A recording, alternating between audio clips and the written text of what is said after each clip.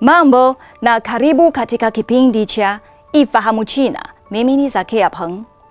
Manunuzi ya wikendi yamepata umaarufu sana nchini China, yakiwa na machaguo tofauti kutoka utalii wa pwani na utamaduni, manunuzi ya vyakula vya baharini na maonyesho ya teknolojia za kisasa. Vyote vinavutia umati wa watu nchi nzima. Mkoani Hainan, kusini mwa China, maeneo mengi ya kuvutia yameibuka kando ya njia ya mzunguko ya reli ya kasi kisiwani humo, ambayo inaunganisha mji wa Wenchang, Qionghai, Wanning na Sanya. Eneo maarufu mjini Wenchang ni fukwe nyuma ya hoteli, ambako watalii wanaweza kutazama bahari katika eneo la kurushia vyombo vya anga za juu la Wenchang, wakivutiwa na kurushwa kwa roketi.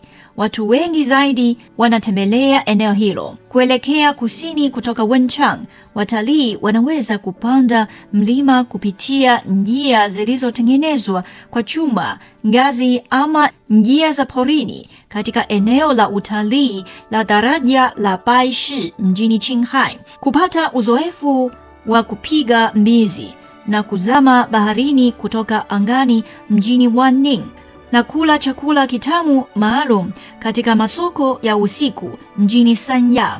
Kuelekea katikati ya China, mji wa kale wa Jingzhou mkoani Hubei unaweka shughuli maalum kila wikendi, kama hafla ya kufungua geti katika geti ya mashariki, tamthilia fupi katika geti la kaskazini, muziki wa kengele na maonyesho ya dansi katika jumba la makumbusho la Jingzhou sehemu ya magharibi, muunganiko wa muziki na chakula katika geti la kusini, pamoja na maonyesho ya kuvutia ya droni na taa. Mashariki ya China, soko la 8 lililoko Xiamen, mkoa wa Fujian, linawakilisha sehemu yenye shughuli nyingi, huko umati wa wageni wakifanya manunuzi ya vyakula vya baharini, ikijulikana kwa wenyeji kama hala kubwa ya vyakula vya baharini. Soko la 8 linajivunia magenge 270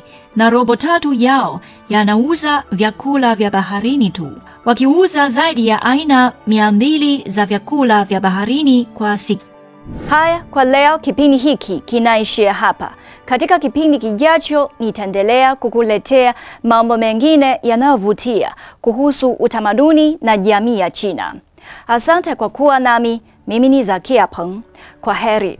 Kwa taarifa zaidi kuhusu China, unaweza kutembelea tovuti ya CRI Kiswahili na marafiki_CN kwenye Facebook. Pia unaweza kupakua app ya Cheche kwenye Google Play na Palm Store.